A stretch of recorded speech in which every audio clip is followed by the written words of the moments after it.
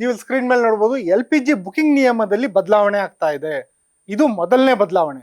ಏನು ಅಂತ ಹೇಳಿದ್ರೆ ನಗರ ಪ್ರದೇಶಗಳಲ್ಲಿ ಏನು ಇವಾಗ ಅರ್ಮುಸ್ ಜಲಸಂಧಿ ಬಂದಾಗಿರೋದ್ರಿಂದ LPG ಅಭಾವ ಏನು ಎದುರಾಗಿದೆ, ಆ ಎದುರಾಗಿದ್ರು ಕೂಡ ಇನ್ನು ಮುಂದಿನ ಸಂದರ್ಭದಲ್ಲಿ ಅಂದ್ರೆ ದೀರ್ಘಕಾಲಕ್ಕೆ ಅನ್ವಯ ಆಗೋ ರೀತಿಯಲ್ಲಿ LPG ಬುಕಿಂಗ್ ನಿಯಮಗಳಲ್ಲಿ ಬದಲಾವಣೆ ಮಾಡಲಾಗಿದೆ. ಏನಂದ್ರೆ ನಗರ ಪ್ರದೇಶಗಳಲ್ಲಿ ಅಂದ್ರೆ ಯಾವುದು ಬೆಂಗಳೂರು ಇರ್ಬೋದು, ಮತ್ತೆ 2 ಟೈರ್ ಸಿಟೀಸ್ ಅಂತ ಏನ್ ಕರಿತೀವಿ, ಮೈಸೂರು, ಧಾರವಾಡ, ಹುಬ್ಬಳ್ಳಿ, ಆ ರೀತಿಯಾದಂತ ಎಲ್ಲಾ ನಗರ ಪ್ರದೇಶಗಳಲ್ಲಿ ನೀವು ಯಾವುದೇ ಒಂದು ಸಿಲಿಂಡರ್ ಬುಕ್ ಮಾಡಿ ಇವತ್ತು ನಿಮ್ಮ ಮನೆಗೆ ಒಂದು ಸಿಲಿಂಡರ್ ಬಂತು ಅಂದ್ರೆ ನೆಕ್ಸ್ಟ್ ಇನ್ನೊಂದು ಸಿಲಿಂಡರ್ ಬುಕ್ ಮಾಡೋದಕ್ಕೆ 25 ದಿನ ಕಾಯಲೇಬೇಕು. ನೀವು 25 ದಿನಕ್ಕೆ ಮೊದಲೇನೆ ಬುಕ್ ಮಾಡೋದಕ್ಕೆ ಏನಾದ್ರು ಹೋದ್ರೆ, ನೀವು ಆಪಲ್ ಬುಕ್ ಮಾಡಕ್ ಹೋದ್ರೂ ಆಗಲ್ಲ, ವಾಟ್ಸಪ್ ಅಲ್ಲಿ ಬುಕ್ ಮಾಡಕ್ ಹೋದ್ರೂ ಆಗಲ್ಲ, ಅಥವಾ ನೀವು ಫೋನ್ ಕಾಲ್ ಮೂಲಕ ಏನಾದ್ರು ಗ್ಯಾಸ್ ಬುಕ್ ಮಾಡಕ್ ಹೋದ್ರೆ 25 ದಿನ ಟೈಮ್ ತಗೊಂತಾರೆ. ಆ 25 ದಿನದ ಒಳಗಡೆ ನಿಮ್ ಗ್ಯಾಸ್ ಸಿಲಿಂಡರ್ ಬುಕ್ಕೇ ಆಗೋದಿಲ್ಲ. ಇದು ಮೇ 1ನೇ ತಾರೀಕಿಂದ ಆಗುವಂತ ಮೊದಲನೇ ಬದಲಾವಣೆ. ಎರಡನೇದು ಅಂದ್ರೆ ಈ ನಿಯಮ ನಗರ ಪ್ರದೇಶಗಳಲ್ಲಿ 25 ದಿನ ಇದೆ, ಈ ನಿಯಮ ಗ್ರಾಮೀಣ ಪ್ರದೇಶಗಳಲ್ಲಿ 45 ದಿನಗಳ ನಂತರ ಅಷ್ಟೇ ಬುಕ್ ಮಾಡಕ್ ಸಾಧ್ಯ. ಅಂದ್ರೆ ಇವತ್ತೊಂದು ಸಿಲಿಂಡರ್ ನಿಮ್ಮ ಮನೆಗೆ ಡೆಲಿವರಿ ಆಯ್ತು ಅಂದ್ರೆ ನೆಕ್ಸ್ಟ್ ಸಿಲಿಂಡರ್ ನೀವು ಬುಕ್ ಮಾಡೋದಕ್ಕೆ 45 ಡೇಸ್ ಕಾಯಲೇಬೇಕು. ಅಲ್ಲಿವರೆಗೂ ಹೊಸ ಸಿಲಿಂಡರ್ನ ಬುಕ್ ಮಾಡಕ್ ಆಗೋದಿಲ್ಲ. ಇನ್ನ ಈಗಾಗಲೇ ಕೆಲವೊಂದು ನಿಯಮ ಜಾರಿಲಿದೆ, ಅದರಲ್ಲಿ ಇದು ಒಂದು ಮೊಬೈಲ್ OTP ಕೊಟ್ರೆ ಮಾತ್ರ ಸಿಲಿಂಡರ್ ಸಿಗುತ್ತೆ ಅನ್ನೋದು. ಏನಂದ್ರೆ ನೀವು ಗ್ಯಾಸ್ ಬುಕ್ ಮಾಡಿದ ತಕ್ಷಣ ನಿಮ್ಗೊಂದು ಕೋಡ್ ಬರುತ್ತೆ, OTP ಬರುತ್ತೆ. ನೀವು ಗ್ಯಾಸ್ ಡೆಲಿವರಿ ಮಾಡಕ್ ಬರ್ತಾರಲ್ಲ ಅವ್ರ ಹತ್ರ ಆ OTP ಕೊಟ್ರೆ ಮಾತ್ರ ನಿಮ್ಗೆ ಸಿಲಿಂಡರ್ನ ಡೆಲಿವರಿ ಮಾಡ್ತಾರೆ. ಇಲ್ಲಾಂದ್ರೆ ಯಾವುದೇ ಕಾರಣಕ್ಕೂ ಸಿಲಿಂಡರ್ ಡೆಲಿವರಿ ಮಾಡಲ್ಲ. ಯಾಕೆಂದ್ರೆ ಉಜ್ವಲ ಯೋಜನೆ ಇರ್ಬೋದು, ಮತ್ತೆ ಏನೊಂದು ಸಬ್ಸಿಡಿ ಸಿಲಿಂಡರ್ಗಳಿರುತ್ತೆ, ಅದನ್ನ ಕಾಳಸಂತೆಯಲ್ಲಿ ಮಾರಾಟ ಮಾಡೋದನ್ನ ತಪ್ಸೋದಕ್ಕೋಸ್ಕರ ಸರ್ಕಾರ ಈ ಒಂದು ನಿಯಮವನ್ನ ಮಾಡಿರೋದು. ಮತ್ತೆ ಉಜ್ವಲ ಸಿಲಿಂಡರ್ಗೆ ಪರ್ಟಿಕ್ಯುಲರ್ ಆಗಿ ಏನೊಂದು ರಿಯಾಯಿತಿ ದರದಲ್ಲಿ ಸಿಗುತ್ತಲ್ಲ, ಸಬ್ಸಿಡಿ ದರದಲ್ಲಿ ಸಿಗೋ ಸಿಲಿಂಡರ್, ಅದು ಮತ್ತೆ ನಾನ್ ಸಬ್ಸಿಡಿ ಸಿಲಿಂಡರ್ ಅಷ್ಟೇ ಅಲ್ಲ, ಕೇವಲ ಉಜ್ವಲ ಸಿಲಿಂಡರ್ ಅನ್ವಯ ಆಗೋ ರೀತಿ ಬಯೋಮೆಟ್ರಿಕ್ ಅಂದ್ರೆ ತಮ್ಮ ಇಂಪ್ರೆಷನ್ ನ ದೃಢೀಕರಣನ ಕಡ್ಡಾಯ ಮಾಡಿದೆ ಸರ್ಕಾರ. ಯಾಕಂದ್ರೆ ಉಜ್ವಲ ಯೋಜನೆಯಡಿ ಸಾಕಷ್ಟು ಅಕ್ರಮಗಳು ನಡೀತಿದಾವೆ, ಅದನ್ನ ತಡೆಯೋದಕ್ಕೋಸ್ಕರ. ಮತ್ತೊಂದೇನಂದ್ರೆ ಪೈಪ್ಲೈನ್ ಮೂಲಕ ಗ್ಯಾಸ್ ಸಂಪರ್ಕ, ಏನೊಂದು ಗೈಲ್ ಅಂತಿರ್ಬೋದು, ಬೇರೆ ಬೇರೆ ಕಂಪ್ನಿಗಳಿಂದ ಪೈಪ್ಲೈನ್ ಮೂಲಕ ಮನೆ ಮನೆಗೆ ಗ್ಯಾಸ್ ಸಂಪರ್ಕ ಏನು ಕೊಡ್ಲಾಗ್ತಿದೆ. ಈಗಾಗಲೇ ಮೈಸೂರಲ್ಲಿ ಬಹುತೇಕ ಅದು ಪ್ರಾಯೋಗಿಕವಾಗಿ ಜಾರಿಗೆ ಬಂದಿದೆ. ಈ ಎಲ್ಲ ಒಂದು ಗ್ಯಾಸ್ ಪೈಪ್ಲೈನ್ ಮೂಲಕ ಏನೊಂದು ಮನೆಗೆ ಅನಿಲ ತಗೊಂತಿದ್ದಾರೆ, ಅವ್ರಿಗೆ LPG ಸಿಲಿಂಡರ್ ಸಿಗಲ್ಲ. ಯಾಕಂದ್ರೆ ಈ ಹಿಂದೆ ಮನೆಗಳಿಗೆ ಒಂದ್ ರೀತಿ ಗ್ಯಾಸ್ ಪೈಪ್ಲೈನ್ ಮೂಲಕನೂ ಬರ್ತಿತ್ತು, ಮತ್ತೆ ಅವರು ಸಿಲಿಂಡರ್ನು ಇಟ್ಕೊಂಡಿರ್ತಿದ್ರು. ಇನ್ಮೇಲೆ ಅವ್ರಿಗೆ ಒಂದ ಗ್ಯಾಸ್ ಪೈಪ್ಲೈನ್ ಇದ್ರೆ LPG ಸಿಲಿಂಡರ್ ಸಿಗೋದಿಲ್ಲ. ಅದು 1ನೇ ತಾರೀಕಿಂದ ಕಡ್ಡಾಯ ಮಾಡಿದ್ದಾರೆ. ಆಲ್ರೆಡಿ ಇದೆಲ್ಲ ಜಾರಿಗೆ ಬಂದಿದ್ರು ಕೂಡ 1ನೇ ತಾರೀಕಿಂದ ಅಧಿಕೃತವಾಗೋದು ಕಡ್ಡಾಯವಾಗಿ ಜಾರಿಗೆ ಬರ್ತಿದೆ. ಇದು ಗ್ಯಾಸ್ ಸಿಲಿಂಡರ್ದಾದ್ರೆ. ಇನ್ನು ಎರಡನೇದು ATM ವಹಿವಾಟು ಶುಲ್ಕ ಏರಿಕೆ. ನಿಮ್ಗೆಲ್ಲರಿಗೂ ಗೊತ್ತಿರ್ಬೋದು, ಈ ಹಿಂದೆ ಎಷ್ಟು ಸಲ ಬೇಕಾದ್ರೂ ATMಗೆ ಹೋಗಿ ಹಣ ವಿಡ್ರಾ ಮಾಡಬಹುದಾಗಿತ್ತು. ಆದ್ರೆ ನಂತರ ಸರ್ಕಾರ ಅದಕ್ಕೆ ನಿಯಮ ರೂಪಿಸ್ತು. ಏನಂದ್ರೆ ATM ಬಳಕೆಯನ್ನ ಕಡಿಮೆ ಮಾಡಬೇಕು, ಕ್ಯಾಶ್ ನ ನಗದು ಅರಿವನ್ನ ಒಂದು ಕಡಿಮೆ ಮಾಡಬೇಕು ಅನ್ನೋ ಕಾರಣಕ್ಕೆ ಏನ್ ಮಾಡ್ತು ಸರ್ಕಾರ, 5 ಟ್ರಾನ್ಸಾಕ್ಷನ್ ತಿಂಗಳಿಗೆ, 10 ಟ್ರಾನ್ಸಾಕ್ಷನ್, ಆ ರೀತಿಯಾದಂತ ಒಂದು ಕ್ಯಾಪ್ ನ ವಿಧಿಸ್ತು. ಕೆಲವು ಬ್ಯಾಂಕ್ಗಳು 5 ಟ್ರಾನ್ಸಾಕ್ಷನ್ ಪ್ರತಿ ತಿಂಗಳಿಗೆ ಲಿಮಿಟ್ ಇಟ್ಟಿದ್ದಾವೆ. ಈ ರೀತಿ ಒಂದು ಲಿಮಿಟ್ ಇಟ್ಟಿದಾರಲ್ಲ ಒಂದು ATM ವಹಿವಾಟು ಟ್ರಾನ್ಸಾಕ್ಷನ್ಗೆ, ಅದಕ್ಕೆ ಯಾರು ಒಂದು ಅಗತ್ಯ ವಹಿವಾಟಿಗಿಂತ ಜಾಸ್ತಿ ಸತಿ ATMಗೆ ಹೋಗ್ತಾರೋ ಅವ್ರಿಗೆ ಒಂದು ಶುಲ್ಕ ವಿಧಿಸ್ತಿದ್ರು. ಆ ಶುಲ್ಕ ಏನಿದೆ ಅದು ಮೇ 1ನೇ ತಾರೀಕಿಂದ ಆ ಒಂದು ದಂಡದ ಫೀ ಅದು ಜಾಸ್ತಿ ಆಗ್ತಾ ಇದೆ. ಎಷ್ಟು ಜಾಸ್ತಿ ಆಗ್ತಿದೆ ಅಂದ್ರೆ, ಮಿತಿ ಮೀರಿದ ಪ್ರತಿ ವಹಿವಾಟಿನ ಮೇಲೆ, ಫಾರ್ ಎಕ್ಸಾಂಪಲ್ ನಿಮ್ ಬ್ಯಾಂಕ್ ನಿಮ್ಗೆ 5 ಸತಿ ನೀವು ATM ಇಂದ ಫ್ರೀ ವಿಡ್ರಾ ಮಾಡಬಹುದು ಅಂತ ಹೇಳಿರ್ತಾರೆ. ನೀವು 5ಕ್ಕಿಂತ ಜಾಸ್ತಿ ಸಲ ಮಾಡಿದ್ರೆ, 6ನೇ ಸಲ ಮಾಡಿದ್ರೆ ಅದು 23 ರೂಪಾಯಿ ಹೆಚ್ಚುವರಿ ಶುಲ್ಕ ಬೀಳುತ್ತೆ. 7ನೇ ಸತಿ ಮಾಡಿದ್ರೆ 23 ರೂಪಾಯಿ ಹೆಚ್ಚುವರಿ ಶುಲ್ಕ. ಅಂದ್ರೆ ಪ್ರತಿ ವಹಿವಾಟಿನ ಮೇಲೆ ಹೆಚ್ಚುವರಿ ಶುಲ್ಕ 23 ರೂಪಾಯಿ. ಮೊದಲು ಈ ಶುಲ್ಕ 21 ರೂಪಾಯಿ ಇತ್ತು, ಇವಾಗ ಅದನ್ನ 2 ರೂಪಾಯಿ ಜಾಸ್ತಿ ಮಾಡಿದ್ದಾರೆ. ಇದು ಎರಡನೇ ಆದಂತ ಒಂದು ಮಹತ್ವದ ಬದಲಾವಣೆ. ಮತ್ತೆ UPI ಪಾವತಿ, ನಾವೇನ್ ಇವಾಗ ಇಲ್ಲಿ ನೀವು ಚಿತ್ರಗಳಲ್ಲಿ ಗಮನಿಸಬಹುದು, ಫೋನ್ ಪೇ ಇದೆ, ಗೂಗಲ್ ಪೇ ಇದೆ, ಭೀಮ್ ಆಪ್ ಇದೆ, ಪೇಟಿಎಂ ಇದೆ. ಈ ರೀತಿಯಾದಂತ ಒಂದು ಏನು UPI ಮೂಲಕ ಮಾಡ್ತೀವಲ್ಲ ವಹಿವಾಟು, ಅದು 1 ಲಕ್ಷ ರೂಪಾಯಿ ಒಳಗಡೆ ಈಗಲೂ ಮಾಡ್ಬೋದು ವಹಿವಾಟು, ಅದಕ್ಕೇನು ಶುಲ್ಕ ಇರಲಿಲ್ಲ. ಆದ್ರೆ 2,000 ರೂಪಾಯಿಗಿಂತ ಹೆಚ್ಚಿನ ಮೊತ್ತದ ವಹಿವಾಟು ಯಾರು ಮಾಡ್ತಾರೆ ಅವರು ಶುಲ್ಕ ಪಾವತಿಸಬೇಕಾಗುತ್ತೆ ಮೇ 1ನೇ ತಾರೀಕಿಂದ ಅನ್ನೋದು.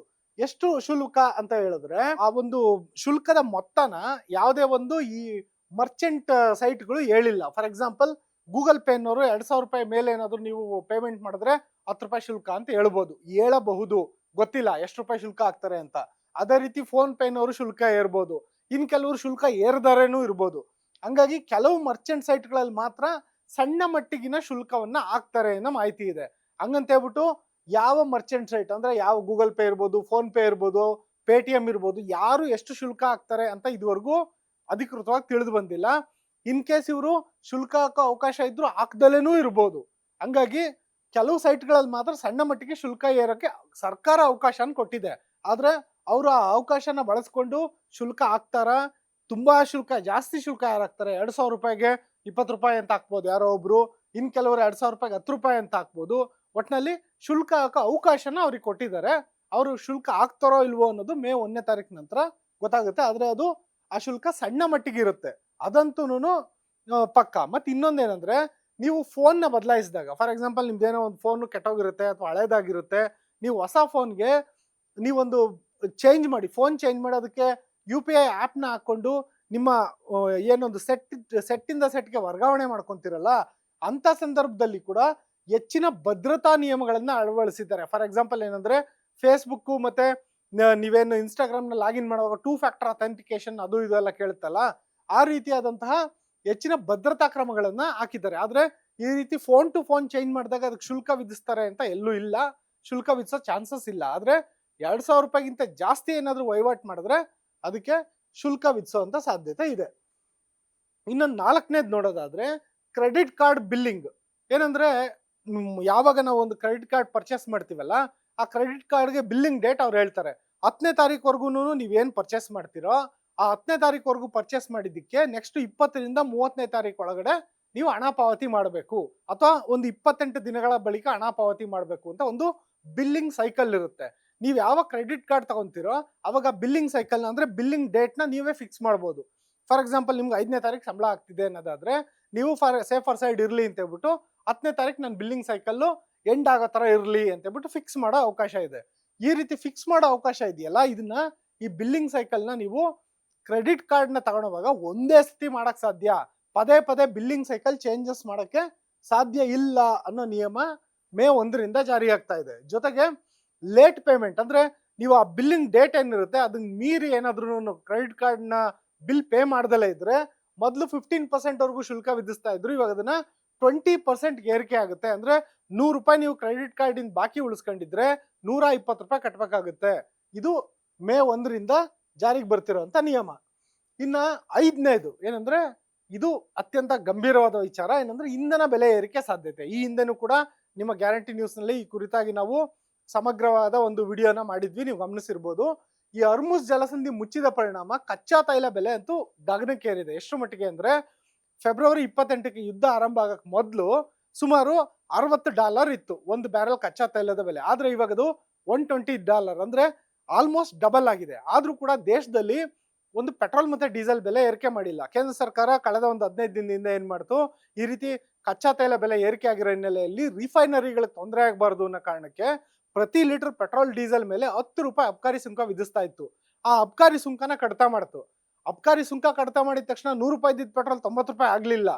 ಆ ಒಂದು 10 ರೂಪಾಯಿ ಲಾಭ ಏನಿತ್ತಲ್ಲ ಅದು ತೈಲ ರಿಫೈನರಿಗಳಿಗೆ ಹೋಗೋದು. ಈ ಮೂಲಕ ಅವ್ರೇನು ಅಂತಾರಾಷ್ಟ್ರೀಯ ಮಾರುಕಟ್ಟೆಯಲ್ಲಿ ಅತಿ ಹೆಚ್ಚು ಬೆಲೆಗೆ ಕಚ್ಚಾ ತೈಲ ಖರೀದಿ ಮಾಡಿ ನಮ್ಗೆ 100 ರೂಪಾಯಿ ಪ್ರತಿ ಲೀಟರ್ ಕೊಡ್ತಿದ್ರಲ್ಲ, ಅವ್ರಿಗೆ ಆರ್ಥಿಕ ನಷ್ಟ ಆಗದಲ್ಲೇ ಇರೋ ರೀತಿ ತಡೆದಿತ್ತು. ಆದ್ರೆ ಈ ಒಂದು ಕಚ್ಚಾ ತೈಲದ ಬೆಲೆ ಏರಿಕೆ ಆಗಿರೋ ಹಿನ್ನೆಲೆಯಲ್ಲಿ ಮತ್ತೆ ಚುನಾವಣೆ ಕೂಡ ಇದ್ದಂತ ಕಾರಣಕ್ಕೆ ಒಂದು ಕೇಂದ್ರ ಸರ್ಕಾರ ಇದುವರೆಗೂ ದರ ಏರಿಕೆ ಮಾಡೋಂಥ ಸಾಹಸಕ್ಕೆ ಮುಂದಾಗಿಲ್ಲ.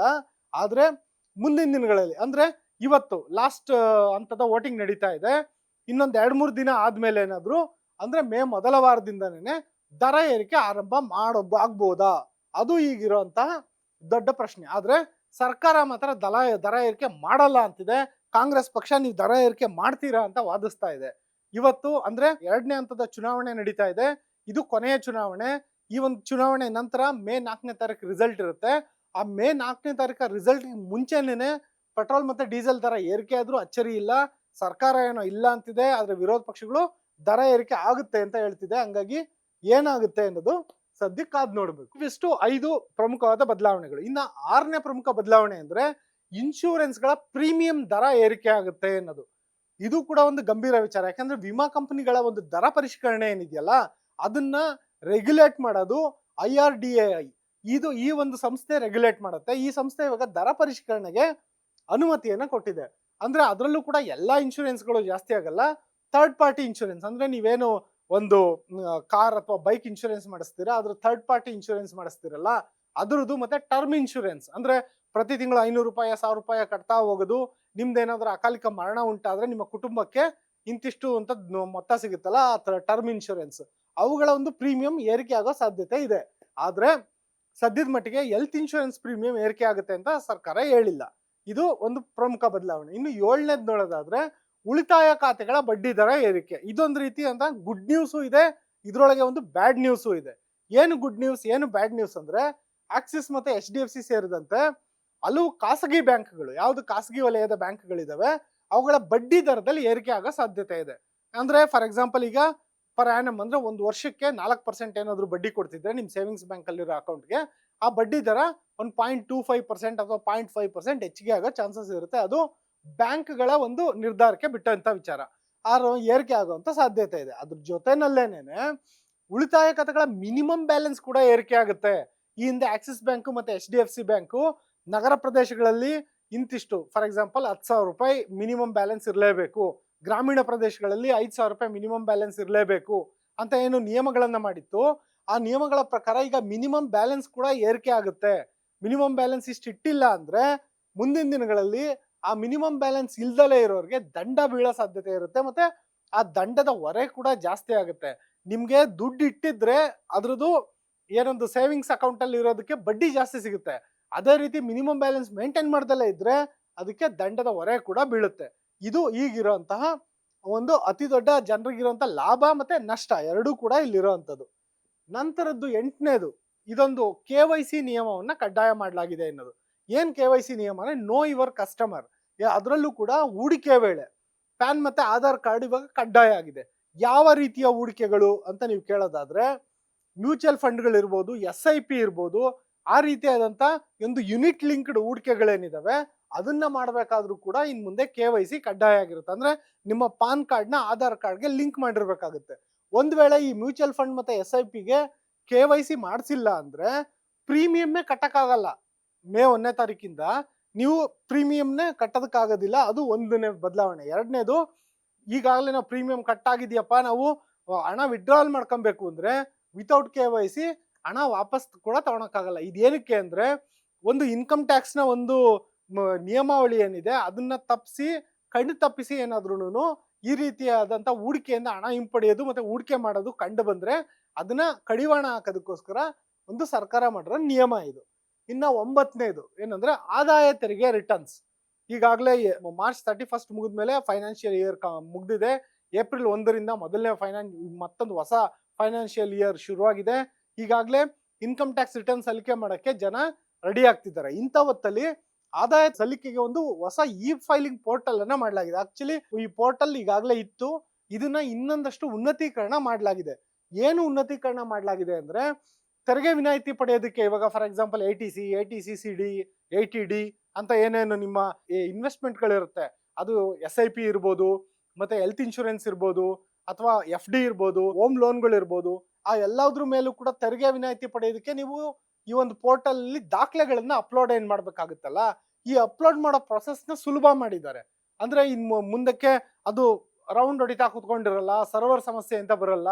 ನೀವು ಆದಷ್ಟು ಬೇಗ ಈ ಒಂದು ಪೋರ್ಟಲ್ ನಲ್ಲಿ ಮೇ 1ನೇ ತಾರೀಕಿಂದ ಅಪ್ಲೋಡ್ ಮಾಡಬಹುದಾಗಿದೆ. ಮತ್ತೆ ನೀವು ಏನೊಂದು ನಿಮ್ಮ ರಿಟರ್ನ್ಸ್ ನ ಅಪ್ಲೋಡ್ ಮಾಡ್ತೀರಾ, ಸೆಲ್ಫ್ ಅಸೆಸ್ಮೆಂಟ್ ರಿಪೋರ್ಟ್ ನೇನು ಅಪ್ಲೋಡ್ ಮಾಡ್ತೀರಾ, ಅದನ್ನ ಆದಷ್ಟು ಬೇಗ ಪ್ರೊಸೆಸ್ ಮಾಡಿ ರೀಫಂಡ್ ಕೂಡ, ಅಂದ್ರೆ ನಿಮ್ದು ಈಗಾಗಲೇ ಇನ್ಕಮ್ ಟ್ಯಾಕ್ಸ್ ಏನಾದ್ರು ಕಟ್ ಆಗಿದ್ರೆ ಆ ಇನ್ಕಮ್ ಟ್ಯಾಕ್ಸ್ ರೀಫಂಡ್ ಕೂಡ ಆದಷ್ಟು ಬೇಗ ಆಗುವಂತ ವ್ಯವಸ್ಥೆಯನ್ನ ಮೇ 1ನೇ ತಾರೀಕಿಂದ ಆದಾಯ ಇಲಾಖೆ ಮಾಡ್ತಾ ಇದೆ.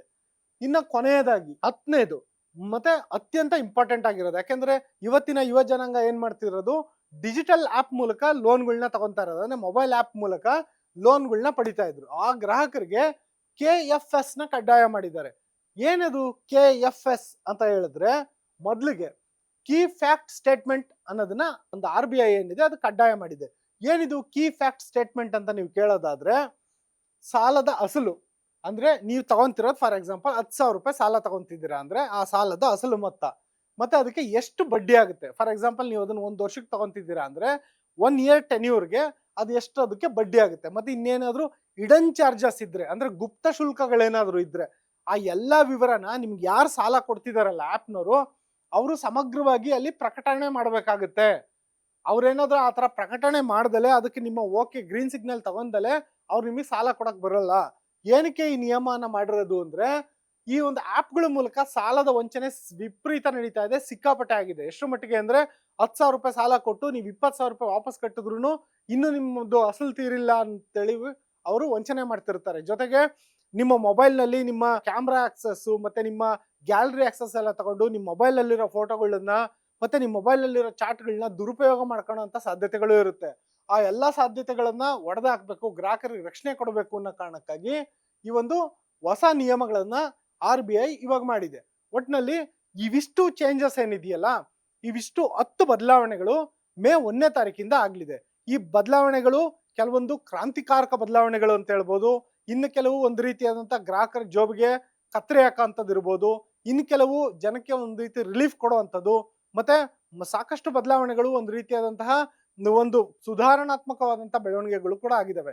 ಈ ಎಲ್ಲಾ ಬದಲಾವಣೆಗಳನ್ನ ಸರ್ಕಾರ ಜನರ ಹಿತದೃಷ್ಟಿಯಿಂದ ಮಾಡಿದೆ, ಜೊತೆಗೆ ದೇಶದ ಒಂದು ಆರ್ಥಿಕ ಸುಭದ್ರತಾ ಹಿತದೃಷ್ಟಿಯಿಂದ ಮಾಡ್ತಾ ಇದೆ.